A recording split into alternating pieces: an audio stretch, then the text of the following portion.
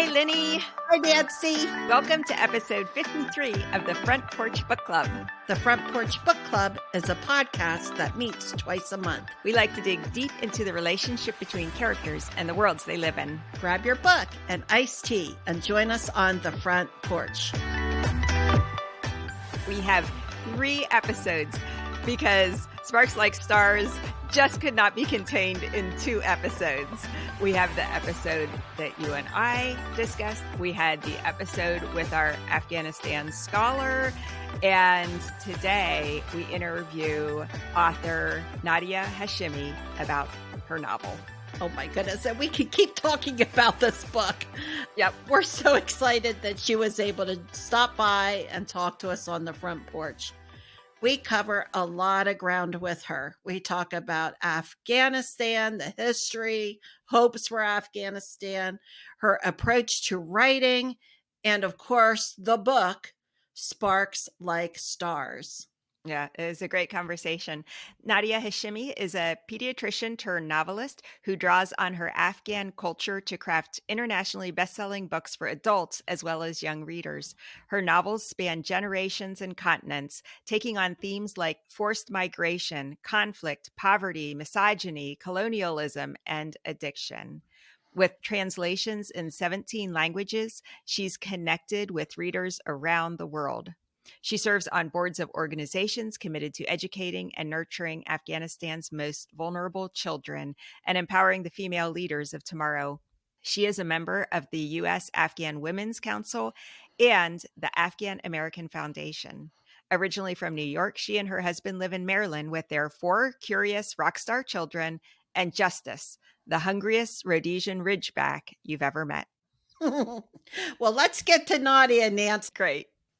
Welcome, Nadia, to the front porch. Thanks so much. I'm happy to be here. Well, we loved your book, Sparks Like Stars. And Sitara is such a wonderful character. I did not know anything about this book. I just downloaded it on my Kindle and started reading it. I thought it was a true story. So I wonder, how did you come up with the idea for the main character who's a little girl growing up in Afghanistan? Yeah, no, thank you for that. I do the same thing. Sometimes I dive into stories without reading the blurb, and it's sort of a different kind of adventure. So I've gotten that comment a few times, and this is definitely not a memoir. It's certainly not my story, and I never hope to write any of my characters as myself. But this particular story and that main character comes from the origins of the novel itself. And by that, I mean, I was taking a look at Afghanistan's history at the very peaceful time that my parents enjoyed in Afghanistan, where there was no war, where my mother could go to school, she could become a college grad in engineering and then go off and get her master's, where many women could do the same, where there was a lot of progress that was happening, and there was music, and it was sort of this live thrumming city of Kabul. And in 1978, things kind of went through a major upheaval with a military coup that happened in April. And so, I came across this newspaper article that talked about that military coup of 1978, and specifically the fact that the bodies of those who'd been killed on that night had been buried in an unmarked grave, which was only discovered decades later. And among the dead, among the remains, were the remains of one of the president's grandchildren. Well, there were 4 grandchildren, actually, the youngest being 18 months old. And that really got me thinking about a story from the perspective of a child who could talk about this really tragic, bloody moment in Afghanistan's history, this specific event that happened in the palace, and then also tell us the story of what it's like to carry that trauma, that loss of homeland, that loss of family for a lifetime. Part of, Nadia, what got me was not only the trauma part of that, because I'm a therapist. That's my day job. I liked the way you handled the trauma this girl had, the impact that it had on her, and how she heals from that trauma when she goes back to revisit Afghanistan. But part of what threw me was all of the medical terminology And I think at some point I hit on your name to see if I could find out more about you. And you were a doctor. So see, it all fit into my master plan that this really was real, because you're using a lot of terminology and things that's medical. What led you from pediatrics to writing?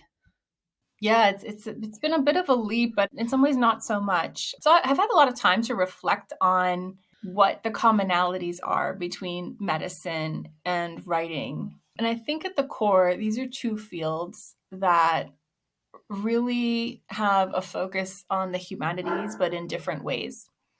And, when I was working as a pediatrician, every time I would step into a room, I was stepping in there to try to understand the family better, the individuals better, to get to know their story, what brings them to you, what's the backstory. I would see a teenage girl, for example, with belly pain, but you have to understand, well, what's going on at home? What are the dynamics? There's so many things that could be going on that could be leading to this particular set of symptoms. And in the storytelling, that's a similar exploration, is trying to understand the backstory of all the characters, the origins of the conflict, to better understand how this person is going to have that arc, that evolution, to move through it.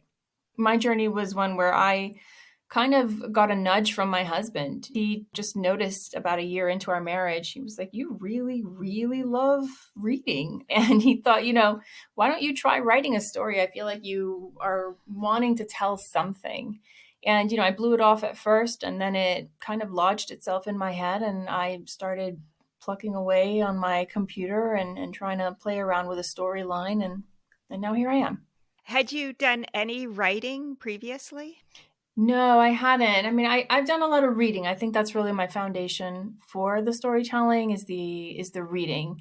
I was the kid, probably anybody who's listening to your podcast, in the libraries, just kind of going through the stacks, reading as much as I could. My first job was assisting the school librarian at elementary school, and I felt really, really important because I got to stamp the little date on the little cards in the back of the book. But yeah, I think that was really my foundation, was just immersing myself in so many different kinds of stories. And so now, is your husband completely insufferable now that you've become a best-selling author, that he was the one who had the idea to encourage you? No, he's been okay. I didn't change my last name when we got married. And that's probably the only thing where, he didn't care before, but then he was like, it would have been nice.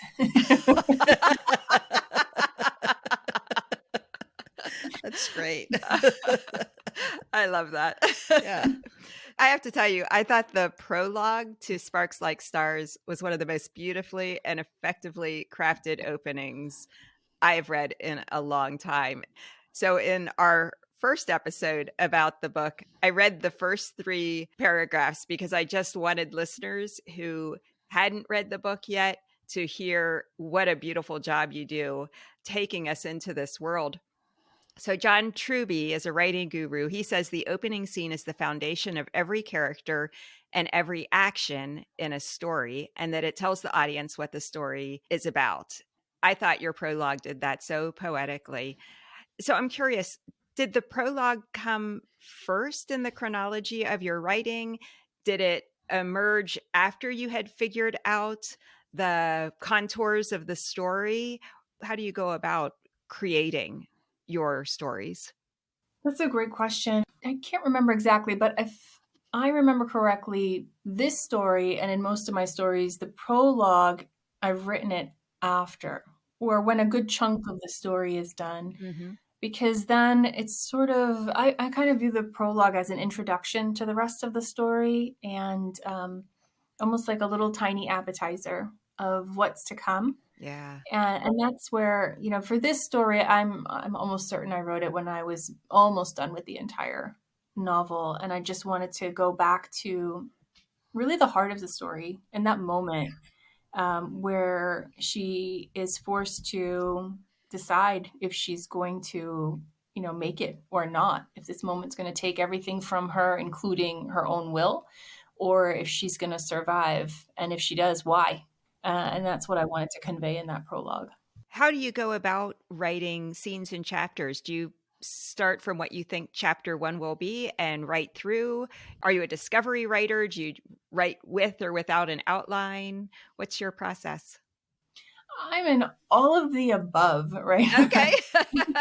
And so I think with each book, I try something a little bit different. And I try to learn from the last book that I wrote and all the pain and struggle. And I think, okay, this time I know what I'm doing and it's going to be so much easier. And so sometimes I have written without much of an outline. And then next time I was like, okay, I need to have an outline. And then you get into where, okay, that was way too much time spent on an outline. And I can't even stick to this outline because things change. And then you go back to, okay, not so much of an outline, but I don't know what month it is when I hit chapter 12. So I go back and forth. I think it's a constant like work in progress. I do think it's helpful to have an outline, and it's helpful to also not be so stuck with that outline that you can't accept and tolerate change, because the stories are very organic, things happen. And I think that when I'm really having an easiest time telling the story, it's because the characters are leading, I'm not leading. And I'm following their movements, their instincts, their decisions. And that's going to then naturally take me into directions that I would not have chosen or predicted. And so I have to build in a lot of flexibility into the process. One thing that I appreciated was you not spending any more time in that foster family than you did, because I was so traumatized out by the time we got there. And I was wondering, you made that kind of short. Did you purposely do that? Yeah, I mean, I think there's something to be said about including the different types of trauma, the different types of experiences that children have, that people have. And so there's an importance to me to making space for it and including it and not being so afraid to name it, but without exploiting it and without sort of re-traumatizing readers. So that's a tough balance. And, I try to do a bit so that I am a little protective of myself as well as, anybody who's going to pick up the story. Hearing you say that, I think that was just spot on for me. Like, I needed her to get out of that foster care. I was really feeling like, this girl, how much more can she take? That's interesting that you had that sensitivity in writing that for the reader, because I certainly felt that. We want to talk about the guard. Nance and I took away two differences with this situation. And the guard plays an interesting story because he ends up being part of her healing and part of her struggle and wanting to move forward and dealing with this man who was there to protect her, but she felt was the one who murdered her family. Nance and I had two differences. I thought, oh, he did it. Absolutely. And Nancy's like, I don't think so. I don't think that he did. I think the author's trying to sort of cast that shadow, would you say, Nancy, of doubt that he was the one that did it. Like, it didn't really matter who did it. It was the system, and he did what he was told to do. I think part of it was me wanting to struggle with the character even from the beginning of the story. I wanted Sitara to struggle with this individual and his actions or inactions, because I was struggling with it too. And I think a lot of us struggle with this, well, how culpable are you if you were following orders, right? That's like a timeless question. And then we just look at it in different contexts. And so here is one context. And, how far do you have to go, or what do you have to do to redeem yourself from something that you've done in the past? So with him, I think he also is struggling with that question. Well, sure. Yeah, as you alluded to, I mean, he says at some point when she asks him, was it you who pulled the trigger? He says, well, does it matter? Because I think he's accepted a level of culpability at that stage in his life, looking back, for having been involved in that night and seeing the way things played out. I tried to leave it mostly vague, but I thought that, to me, he's not the one who pulled the trigger. And so when he says, does it matter, then he's admitting even more culpability than he probably has to. And I've had a lot of people really react strongly to the main character's reaction to him, because some people are like, why didn't she just forgive him? And then other people are like, well, no, absolutely she shouldn't have forgiven him. I'd never forgive him if he was involved in something like that. And there's really no right or wrong. I mean, this is just the many ways that people can process this. And so I wrote this character, Sitara, not to tell us the perfect way to respond to someone possibly being involved in the murder of your family, but rather to sort of guide us through that internal struggle and watch her fumble around with it. And what made it even more complex is that he's the one who rescues her from the palace, keeps her safe, gives her to the American diplomat, and that for him is his best guess at getting her to safety. So in a way, he is her savior as well. But of course, she's just not able to really see him in that light at all. If I were her, I don't know how I'd feel. I don't know if I would say, well, thanks for saving me. It's too bad about the rest of me. It's a tough Right. one, but I could also understand why people feel like he did save you in that moment. He could have gone a different way. And doesn't that count for something? Mm-hmm. Doesn't that mean something? And so, like I said, there's really no right or wrong answers. And I don't know, if I were truly in that situation, how I would feel. Yeah. Yeah, I like the gray in the story. Yeah. I don't need a tidy little pretty package all lined up perfectly and all in pretty wrap. I like the fact that she's struggling. I have a feeling he's struggling and can't put to rest what he did either. He has suffered in his family as well with his son's death. So no one is all good, no one's all bad. They're just trying to figure out how to move forward in a world that has been turned upside down for everyone, really.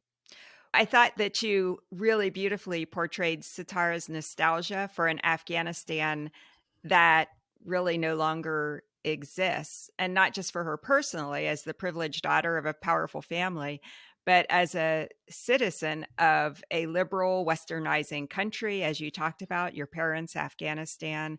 There are hippies, women wearing mini skirts. Her mom wears very beautiful Western clothes.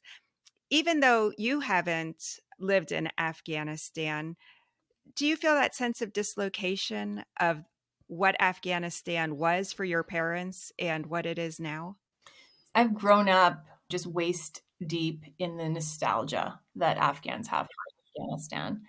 Every family gathering, every time people get together, they will either, my husband was born and raised in Afghanistan, in Kabul. And so even he will sit with my parents. He's not of the same generation as them, but they've sort of memorized the map of the city of Kabul. And so they will talk about, remember down the street, remember when you went across from this movie theater, and do you remember when you went around that little roundabout and you would go down the road? And it's a small city, but it was a beloved city, to the point where when people talk about Kabul, they don't just talk about Kabul, they talk about Kabul John. John is like the term of endearment that Afghans use for one another. So you would say, I'd call you Nancy Dear or Linda Dear. And that's how people refer to that city too, is Wow. it's not just Kabul, they would call it Kabul John, with this like incredible nostalgia.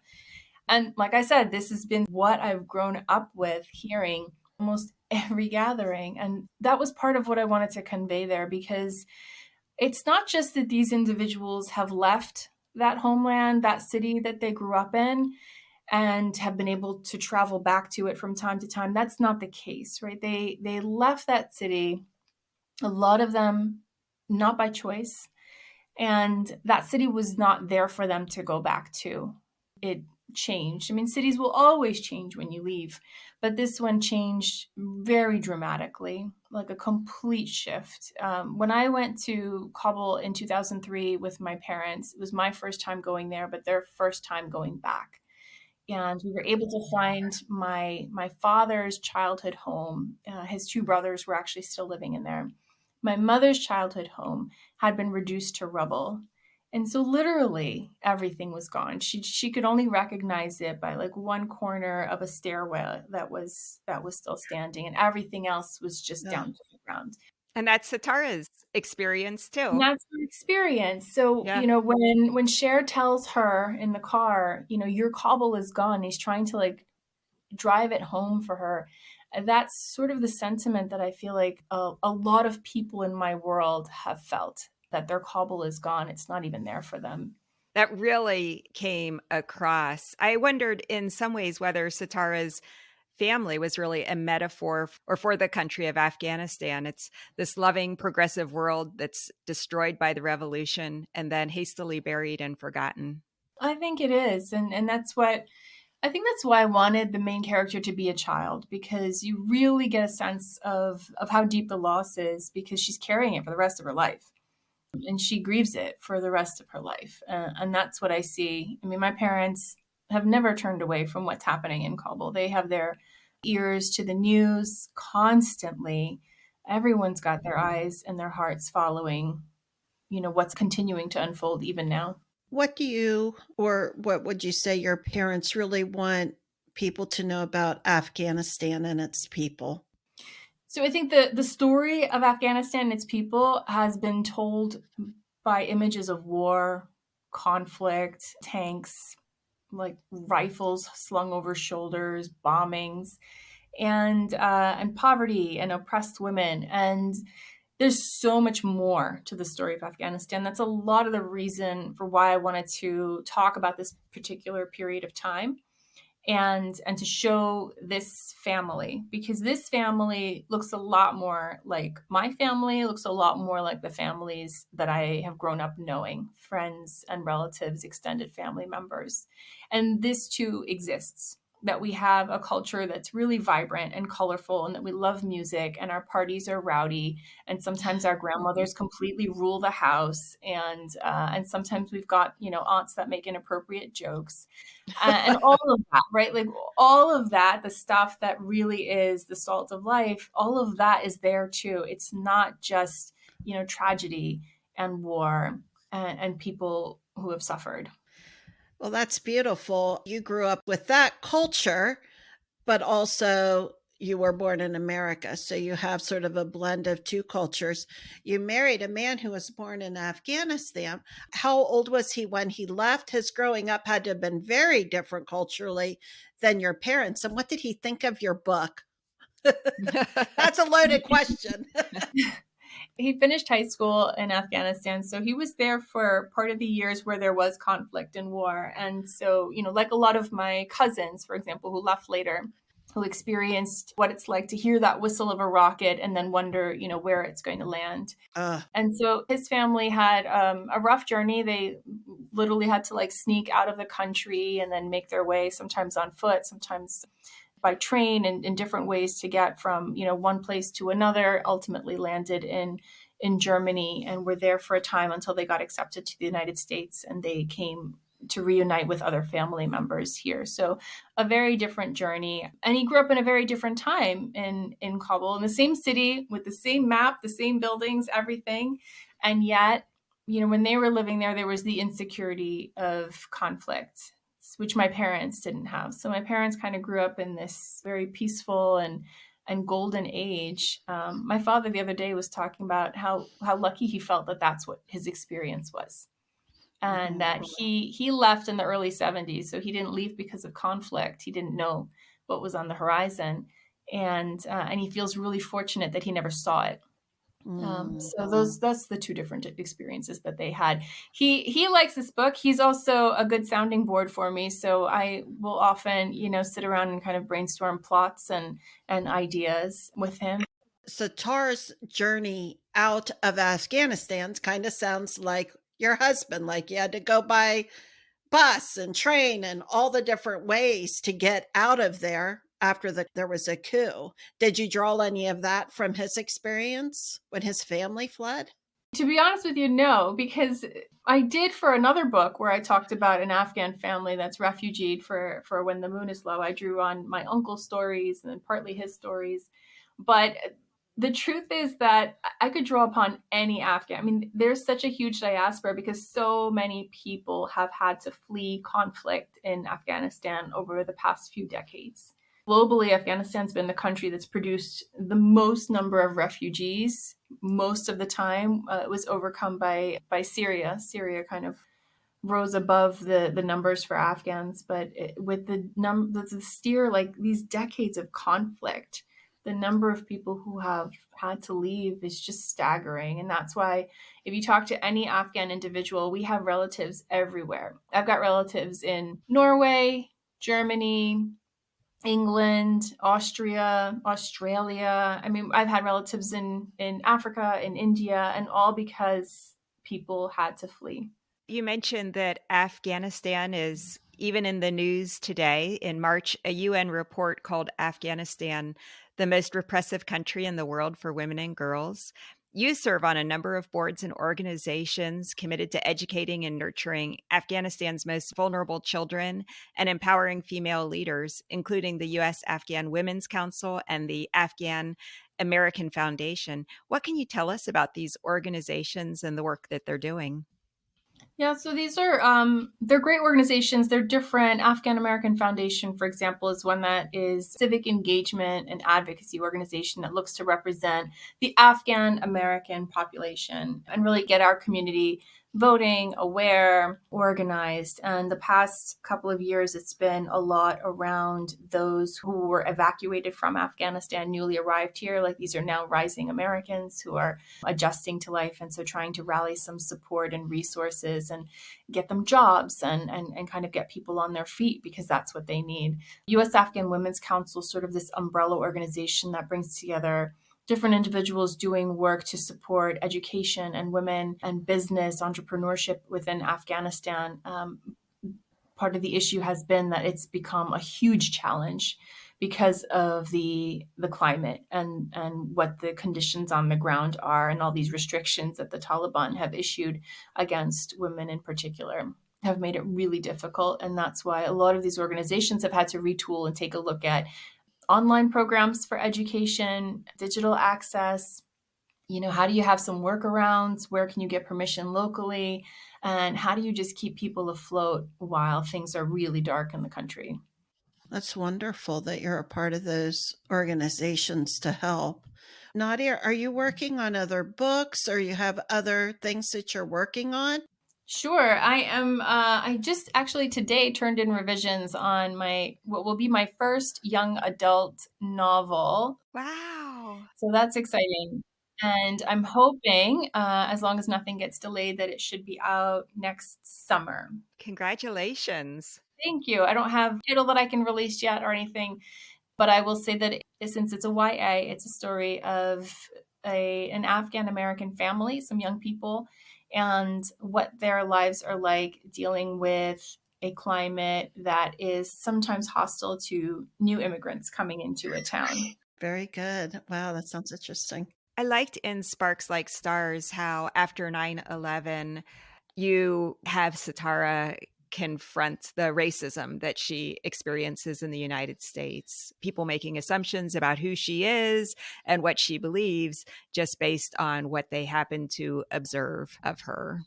Yeah, I stay away from, like I said, I stay away from telling my own story in any of my books, but that's the one place where Sitara and I kind of collide is that we were both in New York City in some phase of medical training on 9/11. And so it was hard not to include that moment because it was one that was really important, I think, obviously for our country and then sort of narrowly for the Afghan American experience because the Afghan Americans in the country kind of went from anonymous to kind of looked at and examined in a very different way at that moment. Mm-hmm. I was glad that you included that too. I did want to ask you about the ring because for me, reading about her ring was sort of something that grounded her to her parents, her culture, her tradition, and who she was. Can you tell a little bit about what you wanted the ring to symbolize and the value that it had for her? Sure. So that ring, I mean, that really came from A couple of places. One is, like you said, for people who are displaced, what can you carry with you? What can you take with you? And how much does that stabilize you when things get really rocky and when you're feeling really lost? And so I wanted her to have something. And that's what it is. I also wanted it to allow me to talk about the antiquities and the treasures that were buried in Afghanistan, Yeah. and to kind of allude to an even further back history of, ancient civilizations and relics and things that have been kind of slowly uncovered. But then all of that gets paused, and all these things and these pieces, what happens to a country afflicted by conflict? Like, what happens to its antiquities? And one of the most interesting, I think, conversations that's been happening in the past few years is around the rightful ownership of antiquities that have made their way into museums or other places through back channels, let's just say, right? Yeah. Right. And so that's what I wanted to kind of explore. And she has the question too of, is this really mine to hold on to, or should it be somewhere else? Well, I really like that part of the story, and it did remind me of World War II and sewing jewelry or important things in the hem of their clothes, and just to try to keep them with them as long as they could. Yeah. And I think that's where, in any country, any people who are affected by conflict, all those decisions that are made of, what do you take? What do you leave? How do you salvage as much as possible? How do you pay for these journeys? Like, that's all universal. All of that comes in different flavors, but it's the same struggle. Yeah. I also thought her interest in the Romanov family was so interesting that she felt some kinship with the story of the four Romanov girls. Yeah. So I was about halfway through writing this story, and I was talking to a friend, and she, was asking me, so what's your work in progress? And I kind of told her a little bit. And she was like, oh, it reminds me of Anastasia. And I thought, wait, what? And I kind of knew the story, but it'd been a while since I looked at it. And so that night we watched the old Disney cartoon with my kids. And I was like, that's so intriguing. And then I started going down that rabbit hole and wanting to Yeah. know more about the story, and then finding out, oh, these people had stood up and claimed to be Anastasia, and they weren't, but maybe they were. And I thought, well, if I am this sucked in, what would happen to Sitara? And I thought, well, she would totally get sucked in, wouldn't she? And so, Yeah. because I was thinking, well, here she is thinking no one else has ever lived this experience. Yeah. And then she comes across the possibility that, well, maybe someone has. Maybe you're not the only one. And I thought she would be completely, compelled by that. And that's why it's a part of the story. Yeah, I thought that there were so many aspects of her as a character that made her so fully dimensional. So when Linda said, wait, I thought it was an autobiography, I could totally see it because she has such depth. She's a beautiful, beautiful character. Yeah, I mean, I loved the way you captured the trauma that she had and her journey. You had to have done some kind of research on trauma in children. Yeah, I think, for me, it's maybe a little bit of observing children as a pediatrician in different scenarios, going through different things. Also, just observing people around me who I know have been through quite a bit, and trying to make sense of their actions, of their specific responses to certain situations that are, sometimes you're like, wait, why are you reacting so strongly to this? What's going on? And those observations are kind of what I wanted to tie in here. Also, a bit of a message, in pediatrics, people say, oh, children are so resilient. Like, they can get really, really sick and they bounce back. And they say the same thing about Afghan women, that they're so resilient. They say the same thing about refugees, that they're so resilient. Once they get here, they can thrive. It's been bothering me more and more lately that we keep talking about this resilience almost as a way to excuse or forgive what they've been through. And it's not that they are resilient and that they endure at no cost. It takes a really heavy toll on them, and that manifests in some way for every single person. It's either compromising their relationships or their ability to perform a job or their sleep at night, whatever it may be.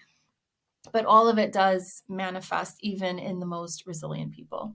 Yeah. I was glad that you had a love interest in there too, so that we could see in her story how this was affecting her as an adult based on the trauma that she experienced. So I appreciate it. To me, this was a totally believable story. Nadia, I know that people will want to stay in touch with what's going on with you. How can people best do that? You can email me through my website. I do actually have a contact button there if you want to send a message for book clubs. I'd love to Zoom with book clubs whenever I can. I'm on Instagram, Facebook. Those are my social media of choice. If I'm on Twitter, it's because I'm really angry and probably not a good time to chat. That sounds great. That. And we'll put links to all of that on our notes page also. I should say my In Real Life book club happened to do Sparks Like Stars this month also, and everyone in the book club absolutely adores this book. So for anyone who hasn't read it yet, definitely pick this book up. You'll really love it. Oh, I appreciate that. Thanks so much. Thanks for joining us. It was lovely meeting you. Likewise. Thanks so much.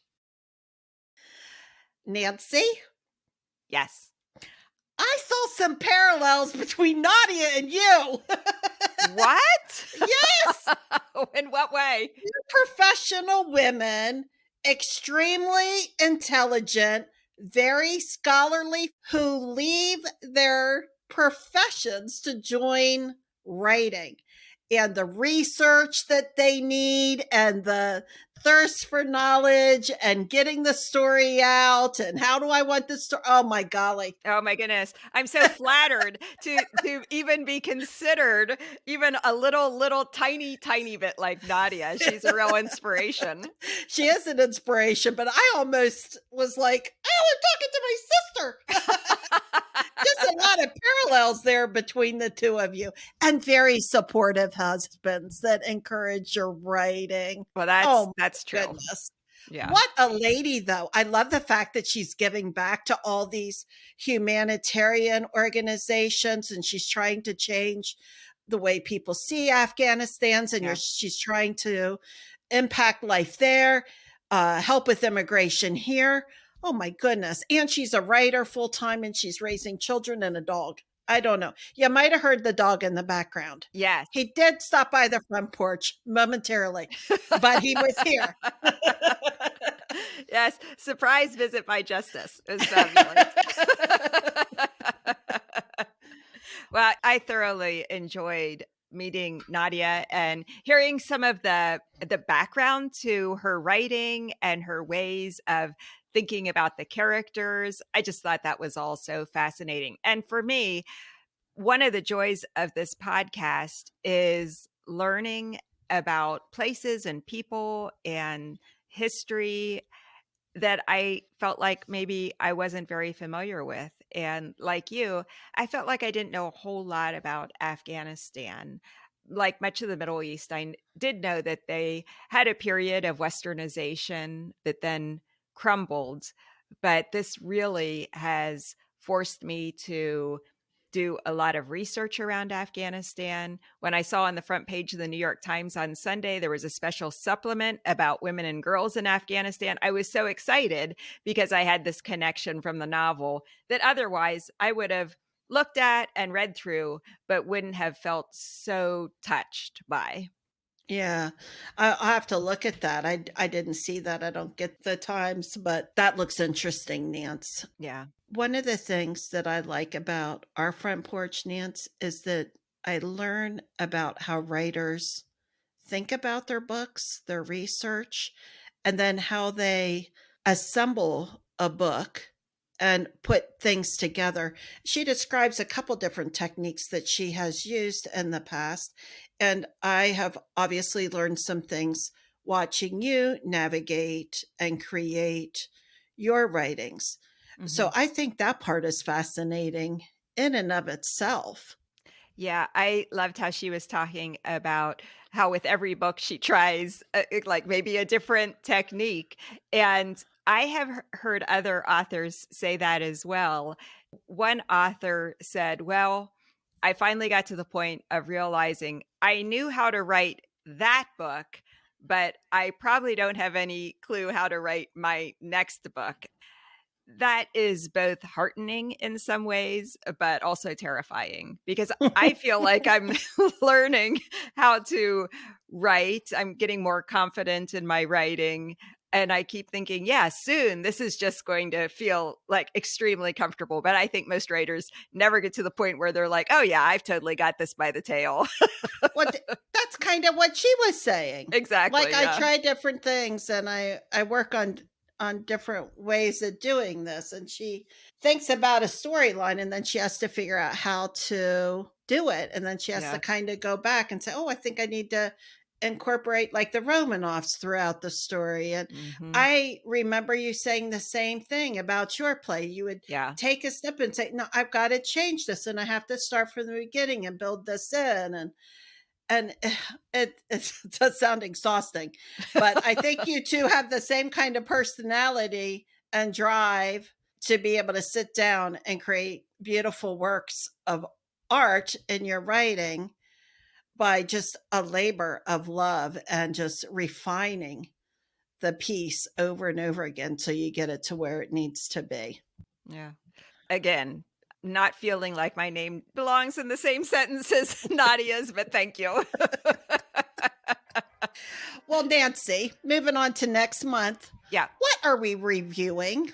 Entirely different kind of book. So the book is called Far from the Tree by Andrew Solomon, and it is a book about parents and kids and completely nonfiction book. The subtitle of the book is Parents, Children, and the Search for Identity. So his proposition in this book is that being exceptional is at the core of the human condition. That difference is what unites us. He writes about families coping with deafness, dwarfism, Down syndrome, autism, schizophrenia, or even multiple severe disabilities, and talks about children also who are prodigies. For him, all parenting turns on a crucial question. To what extent should parents accept their children for who they are? And to what extent should they help them become their best selves? So very interesting book. This was the winner of the National Book Critic Circle Award and one of the New York Times Book Review's 10 Best Books of 2012. So I think this will be an interesting piece for us to discuss next month. Sounds like it's loaded, Nance. Yeah. Loaded of goodies. Loaded of goodies. Okay. Well, thanks for listening. Our website is thefrontporchbookclub.com. Our episodes come out twice a month on the first and third Wednesday of every month. Okay. See you next time, Nance. Okay. Bye-bye.